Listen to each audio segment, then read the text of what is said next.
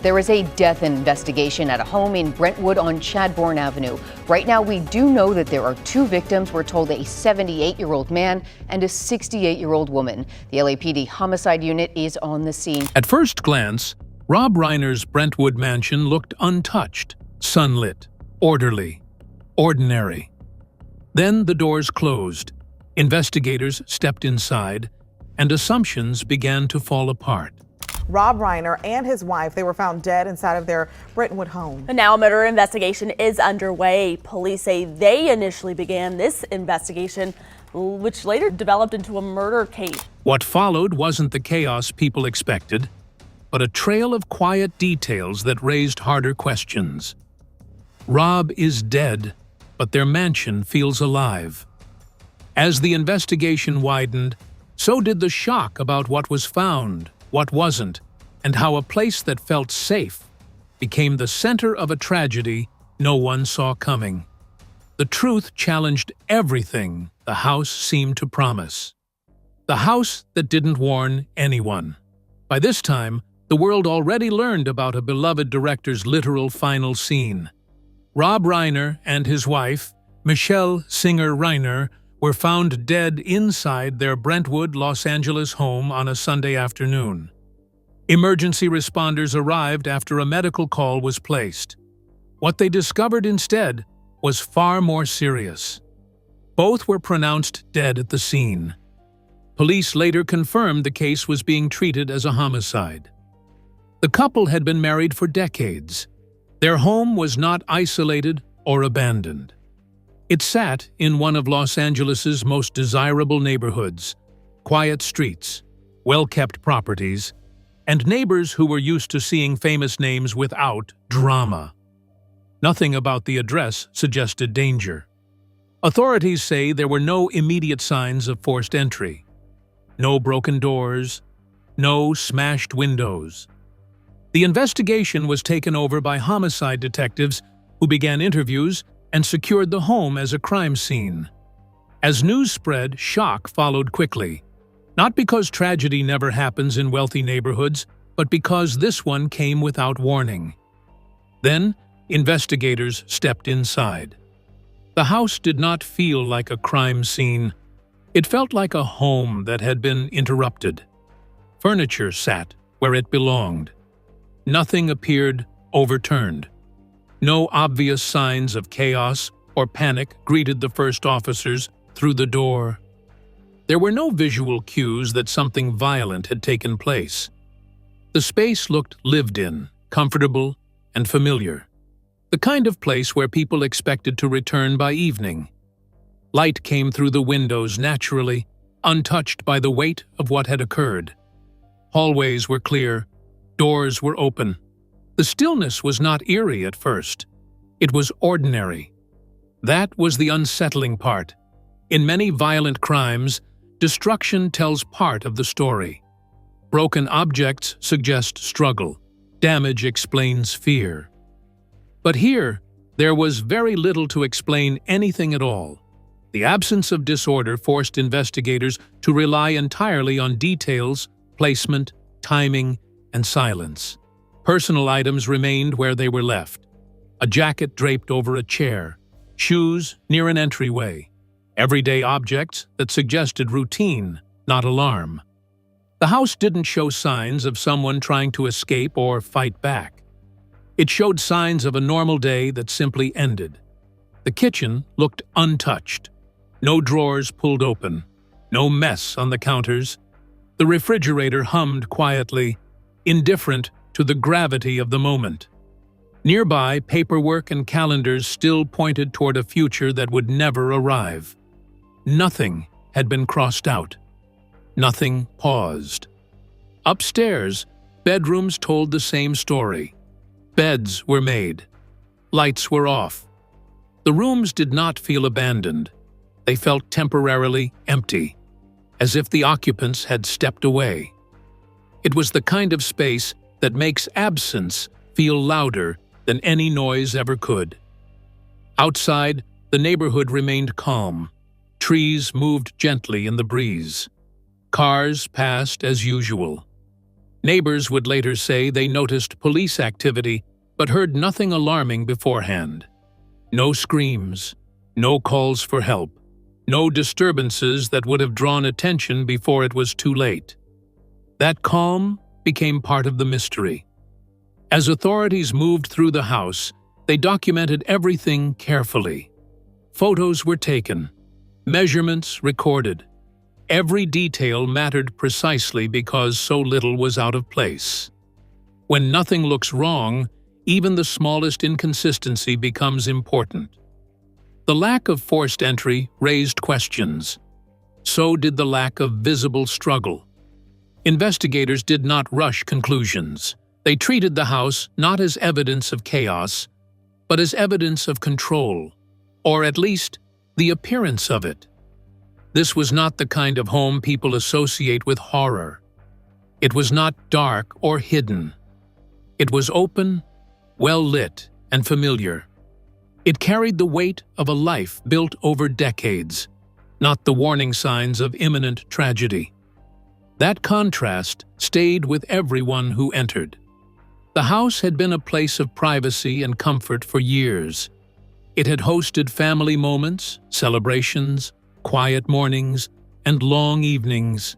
It was not a setting that suggested fear, and yet it became the place where two lives ended.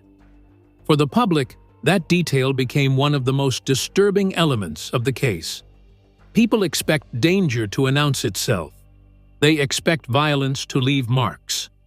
This house did neither. It blended in. It reassured. It stayed normal until it didn't. As the investigation continued, the home was sealed off. Yellow tape cut across the driveway. Patrol cars replaced parked vehicles. What had once been invisible to passers-by became a focal point of attention.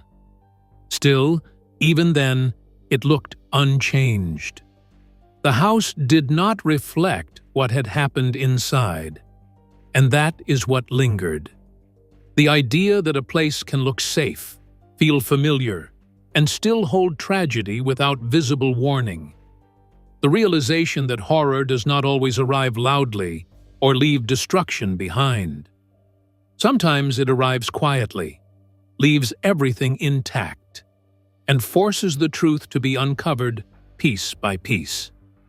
When authorities finally left the scene, the house remained standing, calm, silent, unchanged. But it was no longer just a home. It had become a reminder that appearances mean very little, and that some of the most shocking events happen in places that never looked dangerous at all. Just when the story seemed complete, the investigation took a shocking turn, and the person everyone least expected became the focus. Tragic death and one unexpected suspect. The tragic story of a Hollywood icon continues, a tragedy that played out not on a set, but inside the private walls of an upscale Brentwood home. Rob Reiner, the acclaimed director, actor, and progressive activist, and his wife, Michelle Singer Reiner, a celebrated photographer, were indeed found dead. The initial call was for medical aid, but what first responders found was an absolute horror. Two people, a 78-year-old man and a 68-year-old woman, dead from multiple stab wounds. This was not natural death. Like police has confirmed, this was a brutal homicide. The Los Angeles Police Department's Robbery Homicide Division took command immediately. The house on Chadbourne Avenue, adorned with holiday decorations, was sealed off, a silent witness to a shocking crime. The investigation moved with startling speed. There was no sign of forced entry. The murder weapon was a knife. All evidence pointed to one agonizing conclusion. The killer was someone inside the circle. Within hours, the LAPD made their arrest. The prime suspect, the individual taken into custody, was their own son, Nick Reiner. Nick Reiner, 32 years old, was booked for murder. Bail was set, then swiftly revoked, holding him without bail. The world watched, stunned, as a deeply personal family trauma was thrust onto the public stage. Rob Reiner, the man whose work defined generations, from meathead in All in the Family to the master craftsman behind The Princess Bride, When Harry Met Sally, and A Few Good Men, had his life ended, allegedly, by his own flesh and blood. The private pain of this Hollywood dynasty was now public property. To understand the tragedy, we must look into the past, into the history that haunted the Reiner family. Nick Reiner's life was an open, painful chronicle of addiction. He had spoken publicly, candidly, about his decades-long battle with harmful substances, a fight that began in his early teens. He cycled through more than 17 treatment facilities before the age of 22. His struggle led to periods of homelessness, spending weeks on the streets of Maine, New Jersey, and Texas, a world away from the Brentwood mansion. He was an addict, a survivor, and, ultimately, a source of profound anguish for his parents. In a strange twist of fate, the family tried to turn that pain into art. The 2015 film Being Charlie, directed by Rob and co-written by Nick, was a semi-autobiographical account of Nick's journey through rehab and his volatile relationship with his famous, image-obsessed father. The script was a roadmap of their resentment. Rob Reiner himself admitted that writing the film was not therapeutic. It was a brutal reopening of old wounds. They had screaming matches in the writing room, forcing them to relive the trauma of tough love, a strategy where parents cut off addicted children to force sobriety, a strategy that forensic experts warn can breed deep, murderous resentment. Interviews resurfaced, chillingly detailing the broken dynamic. Nick spoke of feeling like an outsider, of a father who connected with his other children over sports, but was emotionally distant from him. The character in the film, the famous father, cares more about his public image than his son's survival. The line between fiction and reality blurred for the Reiners. The movie's happy ending, a reconciliation, was one Rob Reiner desperately wanted for his own life. The reality was a far darker, unscripted tragedy. Sources close to the family reported an argument between father and son at a party, just hours before the bodies were discovered. Nick's mother, Michelle, was reportedly growing increasingly concerned about his mental state. The unresolved tension, the years of substance abuse, the alleged argument, all form a disturbing jigsaw puzzle for investigators. While the LAPD has not officially released a motive, the evidence is compelling. The crime was committed by a family member, and the background is a decade of volatile family conflict fueled by addiction. Rob Reiner was more than a filmmaker. He was a voice for a political generation, an impassioned fighter for social justice and early childhood education. His legacy is one of laughter, tears, and passionate debate. That legacy is now forever marked by the horrific manner of his death and the identity of the person accused of taking his life. The case moves to the Los Angeles County District Attorney's Office, where charges are expected. The homicide of Rob Reiner and Michelle Singer Reiner is a devastating reminder that fame and fortune cannot insulate a family from the most profound, most agonizing consequences of private demons. It is a heartbreaking final chapter for a Hollywood giant and the ultimate tragedy of a family broken by addiction. A nation reacts, heartfelt tributes, and shocking political division. The news of the double homicide of Rob and Michelle did more than just shock Hollywood. It elicited a massive public response, immediately drawing a sharp contrast between the heartbroken tributes from his colleagues and political allies and the stunning, divisive rhetoric from his political antagonist. The reaction revealed just how deeply Rob Reiner was woven into the fabric of American culture, both as an artist and as an unyielding progressive voice. The grief was instant and profound, with political leaders and celebrities alike uniting in sorrow to celebrate a life defined by creativity and fierce moral purpose. California's leadership was quick to mourn. Los Angeles Mayor Karen Bass called the deaths a devastating loss for our city and our country, citing his crucial advocacy for social justice, while Governor Gavin Newsom was heartbroken, praising Reiner's boundless empathy and his decades of fighting for children and civil rights.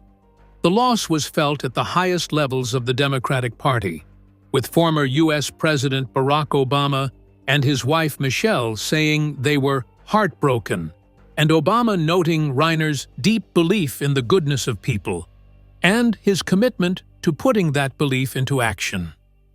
Former President Bill Clinton and his wife Hillary echoed this sentiment, referring to the Reiners as friends who inspired and uplifted millions and set an example for active citizenship in defense of inclusive democracy.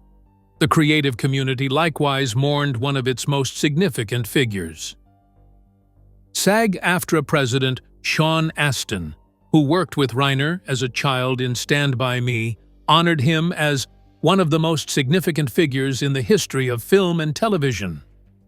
Astin's former co-star, actor Jerry O'Connell, was equally emotional, saying Reiner's death felt like a parent has passed, and crediting the director with fundamentally shaping his entire adult life.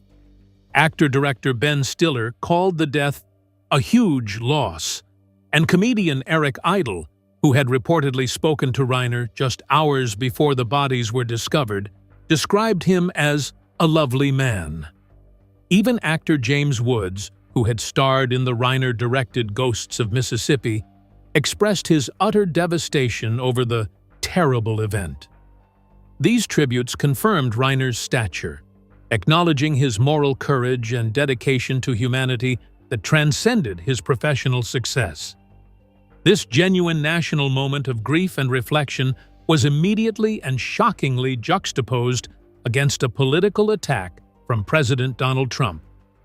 The president took to his social media platform, Truth Social, to launch an extraordinary, unsubstantiated claim that the Reiners reportedly died due to the anger he caused others because of Reiner's massive, unyielding, and incurable affliction with a mind-crippling disease known as Trump derangement syndrome.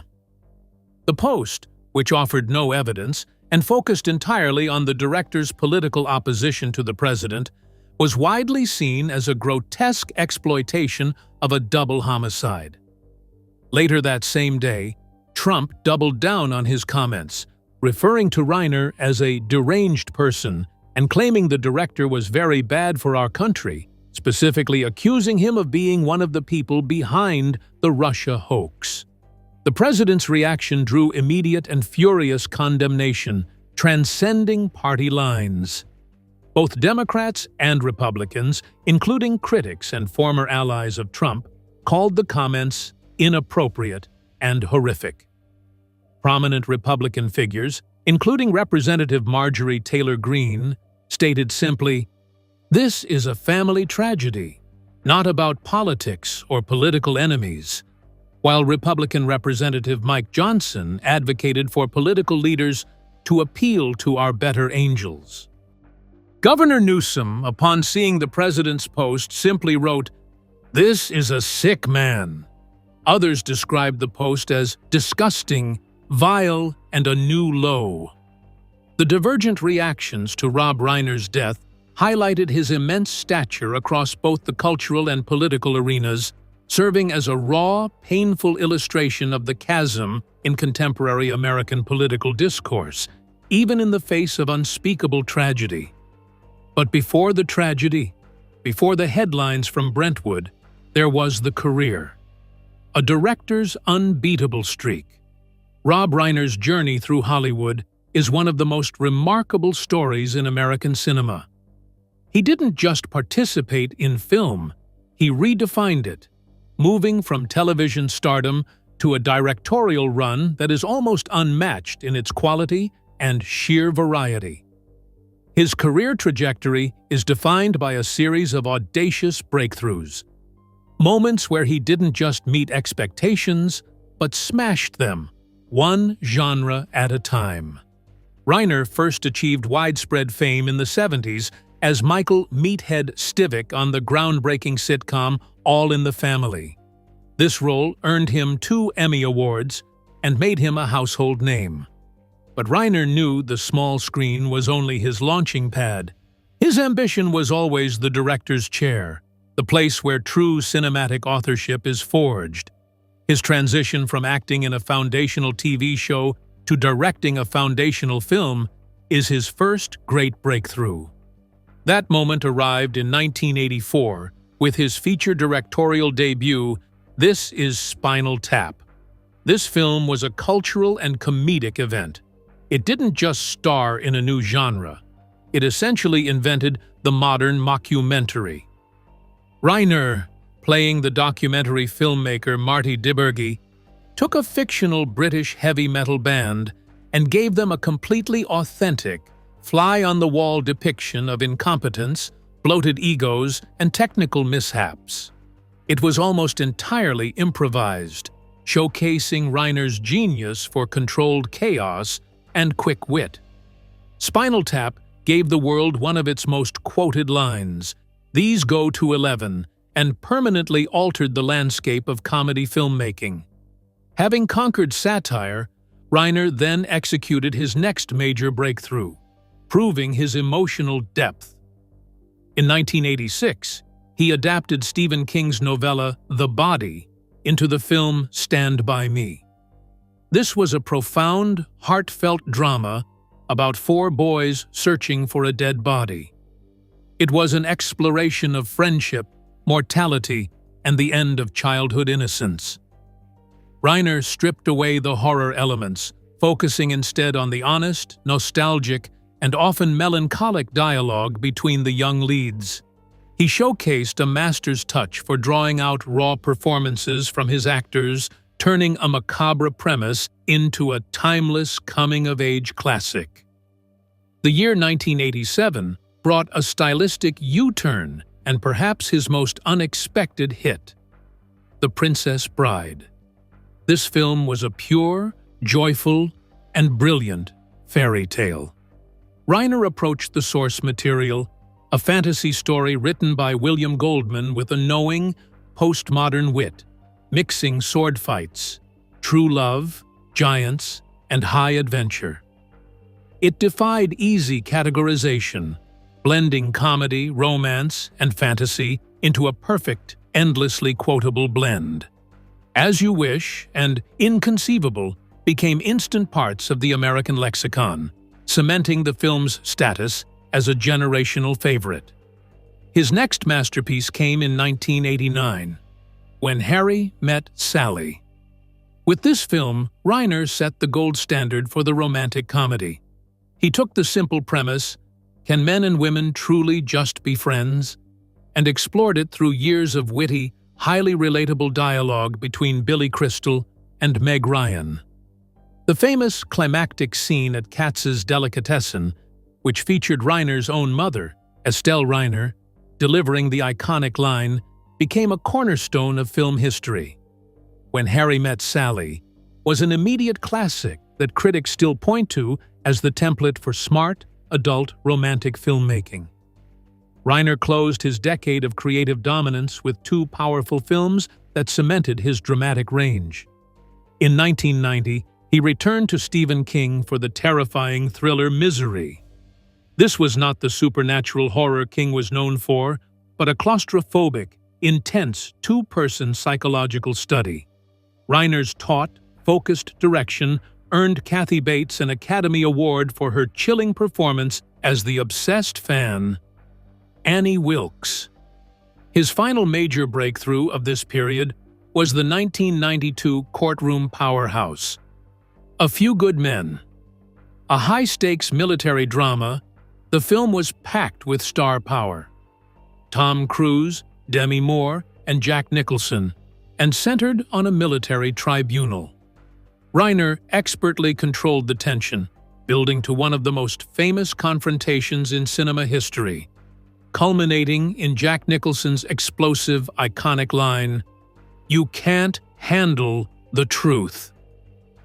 The film earned a nomination for Best Picture, confirming Reiner's ability to handle massive production values and star power while maintaining critical integrity. The scope of his work in this single incredible stretch, from mockumentary to coming of age, from fantasy to romantic comedy, from thriller to courtroom drama, is almost unparalleled. Furthermore, Reiner was a co-founder of the production company Castle Rock Entertainment, which wasn't just a vehicle for his own directorial projects, but also produced countless hits, including the genre-defining television series Seinfeld. Rob Reiner's film career is a testament to vision, versatility, and the audacity to reinvent American cinema, one timeless classic at a time. The Active Citizen. Rob Reiner was a Hollywood titan, a master director who gave the world classics. But for many, his greatest, most enduring role was played off-screen. As a relentless, passionate activist and citizen, he didn't just donate money to causes, he fundamentally changed laws, demonstrating a deep, genuine belief in the power of an active, engaged democracy. His political life wasn't a sideline. It was a testament to his character. And it's why so many, from everyday voters to former presidents, adored him. The commitment began early.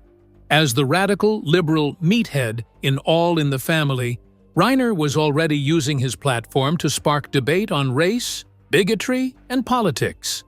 But the true work, the work that would change California and inspire the nation, started later, driven by his own sense of moral duty. Reiner viewed his success as a vehicle for good, a voice amplified that he was determined to use for those who couldn't be heard. His first colossal political breakthrough centered on children. In the late 90s, Reiner recognized that the first 5 years of a child's life are the most crucial for brain development. He didn't lobby, he led. He championed and chaired the campaign for California's Proposition 10 in 1998, also known as the California Children and Families Initiative. This ballot measure was radical. It instituted a new statewide tobacco tax, a tax on an industry he abhorred, with the proceeds dedicated entirely to funding comprehensive early childhood education and health services. The initiative passed, creating First Five California. Reiner then dedicated 7 years of his life, from 1999 to 2006, serving as the organization's first chairman. This was hands-on, bureaucratic work, not glamorous filmmaking, but his commitment was total. Political consultants credited him with bringing preschool access to literally tens of thousands of children, fundamentally improving their lives and setting a national precedent for using public funding for early development. Next, Reiner pivoted his considerable influence to the struggle for equal rights. When California voters passed Proposition 8 in 2008, banning same-sex marriage, Reiner saw it not as a political setback, but as a moral stain on the civil rights record of the state and the nation. He and his wife, Michelle, were among the co-founders of the American Foundation for Equal Rights, AFER. This organization was built for one purpose: to fund and execute a crucial federal court challenge to Proposition 8. Reiner's foundation hired 2 legal titans, Ted Olson and David Boies, lawyers who had famously argued opposing sides in the 2000 Bush versus Gore Supreme Court case to argue jointly for marriage equality. Reiner made it clear, this wasn't about politics, it was about constitutional equality. He likened the fight against Prop 8 to the landmark Brown versus Board of Education case, stating, We don't believe in separate, but equal in any other legal position except this. His deep pockets and immense celebrity attracted crucial funding and attention, allowing the legal team to methodically dismantle the ban. Their work, starting in a federal court and culminating in a Supreme Court ruling, was instrumental in securing marriage equality in California and paving the way for the historic 2015 national ruling. He was not just a cheerleader, he was a driving force behind a landmark civil rights victory. Beyond these two monumental legislative wins, Reiner was a champion for environmental conservation, successfully leading an effort to save California's Amanson Ranch from real estate developers, securing its future as a state park and wildlife refuge. In his final years, his activism turned to the defense of democracy itself. He became one of the most visible and unflinching critics of extreme politics, using social media and public appearances to campaign tirelessly for an inclusive, functioning democracy. Rob Reiner used his platform not for self-promotion, but for the profound work of a dedicated citizen. Leaders from former Presidents Barack Obama and Bill Clinton to Speaker Nancy Pelosi praised him, not just for his films, but for his lifelong commitment to putting his belief in the goodness of people into action. He was a rare figure who transcended the label of celebrity activist, instead becoming a highly sophisticated political actor who understood policy, worked tirelessly for the vulnerable, and inspired millions to fight for a more just and decent world.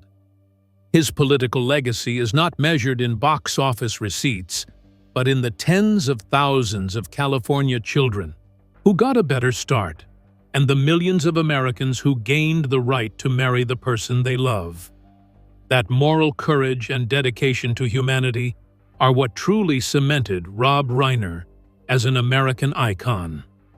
The life and work of Rob Reiner are celebrated in film history, but his heart was defined by one singular 36-year partnership: his marriage to Michelle. An enduring partnership. Michelle was not merely his wife, she was his muse, his creative collaborator, and the driving force behind his most impactful work, both in Hollywood and in the political arena. Their love story, which tragically concluded with their simultaneous deaths, is a moving tribute to a deep and abiding union. Their extraordinary romance began in an appropriately cinematic setting, the set of the 1989 romantic comedy masterpiece When Harry Met Sally. At the time, Rob Reiner had been single for 10 years, a period of emotional solitude that informed the film's original, more downbeat ending, where the two protagonists ultimately walk away from each other. But then he met Michelle Singer, a talented photographer working on the set.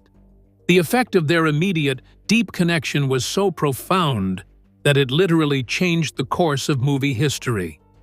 Reiner confessed that meeting Michelle was the moment he realized that happy endings were possible and necessary. He went back to the script, changing the finale to the tear-jerking, iconic New Year's Eve scene that saw Harry finally run to Sally. He often joked that the film's enduring popularity was entirely owed to his wife because she taught him how love worked. 7 months after that fateful meeting, the two were married in an impromptu beachside ceremony in Hawaii, a testament to the spontaneous, just right feeling they shared. Their marriage was a true creative partnership that extended far beyond their home. Michelle, a gifted photographer, served as the special photographer on Reiner's dark thriller Misery, capturing its mood and intensity. In later years, she shifted roles, becoming an accomplished producer on several of her husband's projects, including the 2017 political drama Shock and Awe and the recent Spinal Tap 2.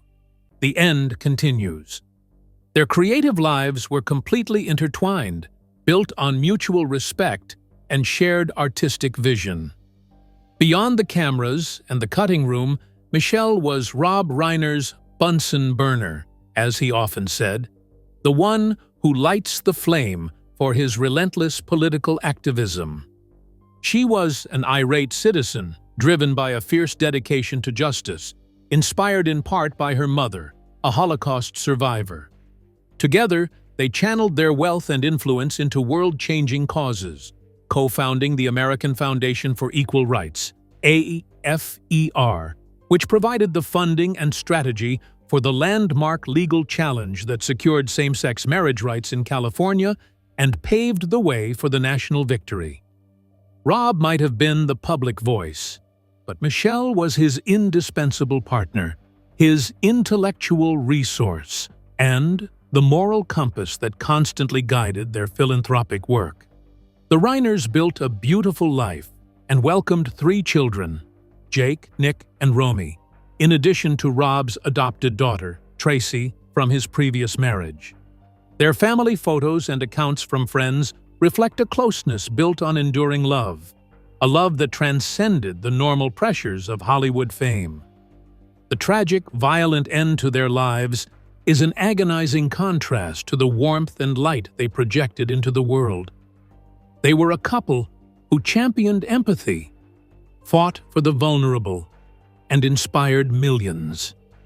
Their legacy is a reminder that the greatest work in life is often not the art one creates, but the unwavering love and partnership one shares. A bond that continues to inspire even in the face of unspeakable heartbreak. Subscribe for more deep, profound celebrity stories like this.